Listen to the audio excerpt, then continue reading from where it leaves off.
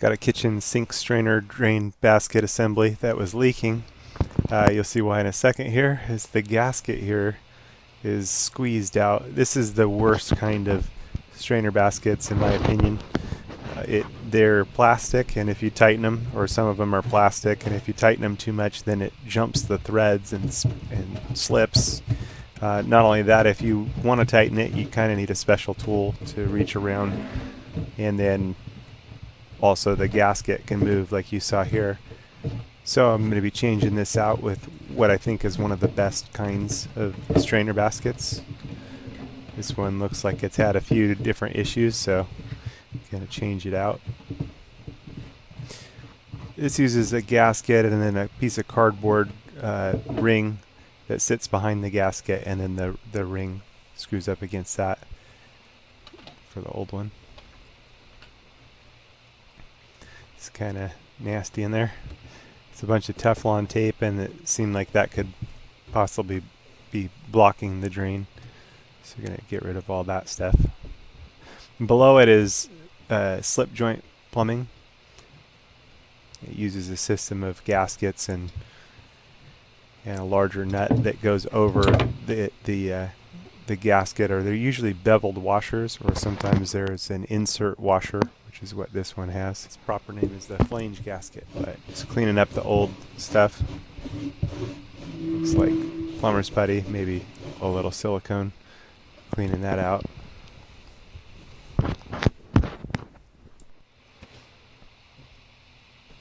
So here I've got some plumber's putty, and you just roll it up kind of like Play-Doh, and basically make a string of it and put it all around the opening, the sink opening, and you just kind of squish it down and press it around so that there's a complete seal all the way around.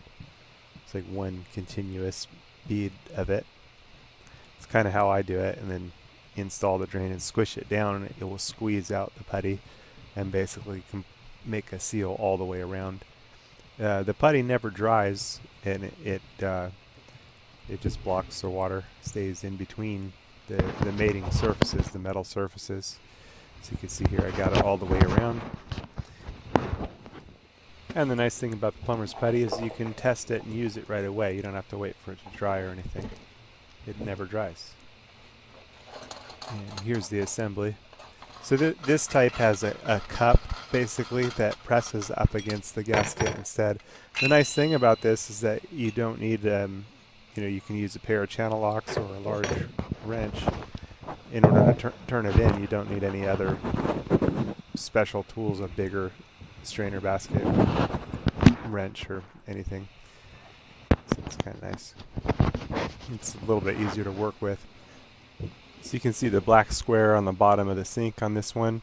What that is it's a sound dampener. The sink is stainless steel sink, and the problem with that is you can get ringing when the water is running, and so that dampener, it just keeps it from vibrating, keeps it from ringing. It's kind of like if you put your finger on a bell, it stops the ringing. It's kind of the same deal. Older sinks used to use some type of sprayed on stuff that was like a rough texture that would do the same kind of deal, like an acoustic texture that would help minimize the sound transfer.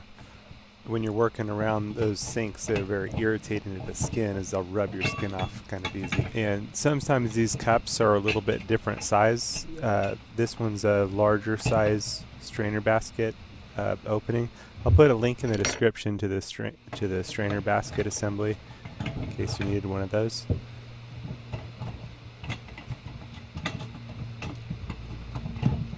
Sometimes these are a little bit different size and Different sometimes the slip joint plumbing, you can adjust the slip joint plumbing. You just want to keep in mind the pitch of the drain. You want it to be going a tiny bit downhill from the garbage disposer into the drain. If the tailpiece is too long, you can trim it. It's pretty simple. So the slip joint plumbing, a lot of times you can move the pipe a little bit inside the plumbing and position it. Sometimes you'll need to trim a piece at different sections of it, like they're tailpiece sections. The very top one is called a tailpiece section. It has like a beveled edge around the outside. That's the one I'm pulling up right there. And I pulled that piece off in order to get enough room to be able to assemble the drain here.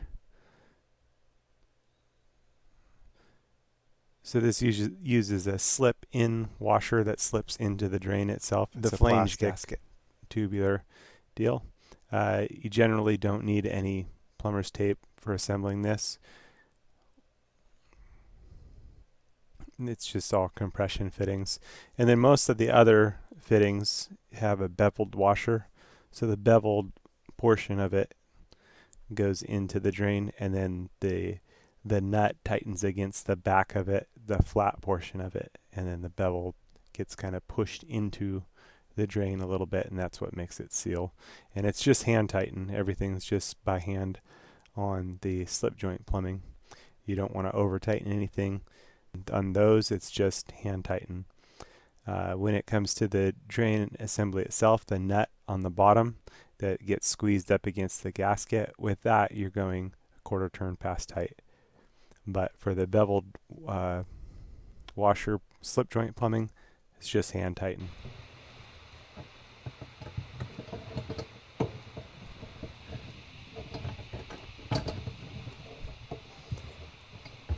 I might have said this in other videos, but strength is kind of funny, and the mistake a lot of people make is thinking that they have to super tighten everything down. You don't need to over tighten anything. You don't want to. It's really about the right amount of force.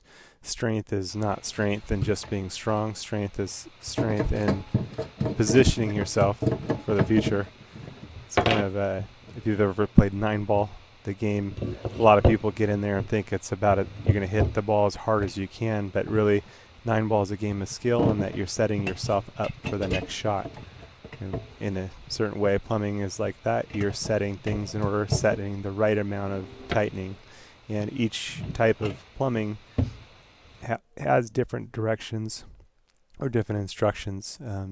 Some of the plastic fittings you just want to hand tighten or even finger tighten, because they can crack off if you try to tighten them quarter turn past tight. Each material has its own particular directions.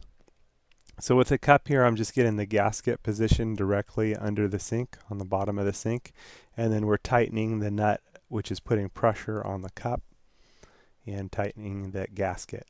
On the bottom of the sink, we don't need any plumber's putty. All the plumber's putty is added on the top. That's where the seal is, as there's no water coming from the bottom. All the water is coming down through the top and going directly into the drain. The cup itself actually never holds any water, or never should hold any water.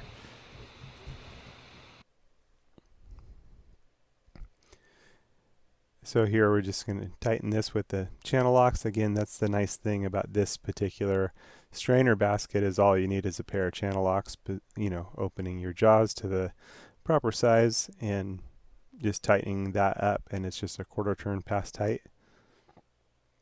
And that just compresses against the gasket. It just pushes that gasket up against the bottom, but it also squeezes the plumber's putty out of the top.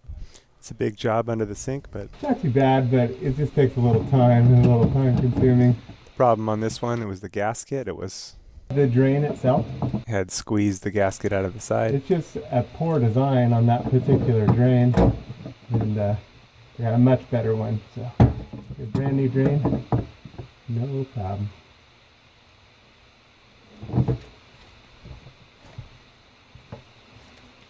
So now we've got the plastic insert washer, the flange top of the tailpiece, and then the nut gets tightened onto the strainer basket.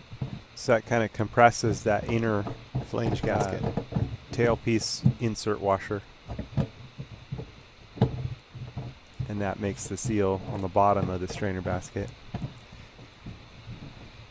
And then, as I was explaining earlier, we just need to position the slip joint plumbing, sliding it up or down to get the pitch that we want. So I'm just sliding that down to give a little tiny bit of a pitch from the garbage disposal drain line down in. And then in between it has that beveled washer. So the one I'm twisting now, the bevel is facing down. The one I'm twisting now, the bevel is also facing down. So when this is tightened, it's pushed into the drain, and that causes it to tighten against the sides and makes it not so movable. So to move it, you got to kind of loosen it first, and then the from the garbage disposers, the bevel side is facing to the left. But yeah, tighten them down, and then we're going to be ready for the pressure test.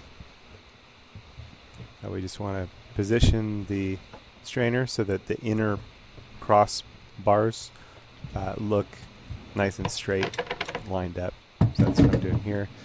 Lining that up and then holding it in place with my finger, and then giving the final little tightening. And again, just quarter turn pass tight. We don't need to over tighten anything. We're going to take our time, and then we're going to leak test it. Just doing one job at a time and doing good on the one job at a time. Now it's removing the excess plumber's putty. And then we'll clean this up a bit more after we do the leak test, but just getting the majority of it out. And now is a leak test without the pressure test. Just feeling around, looking around, observing.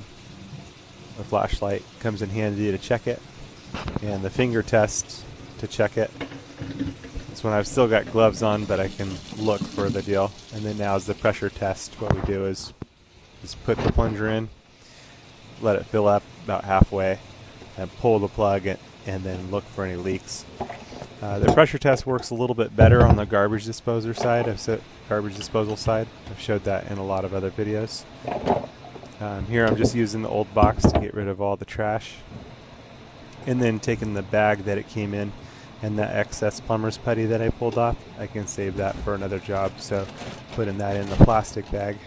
There it is. Yeah, just starting to cleaning everything up as we're doing the pressure test, letting the sink fill up a bit.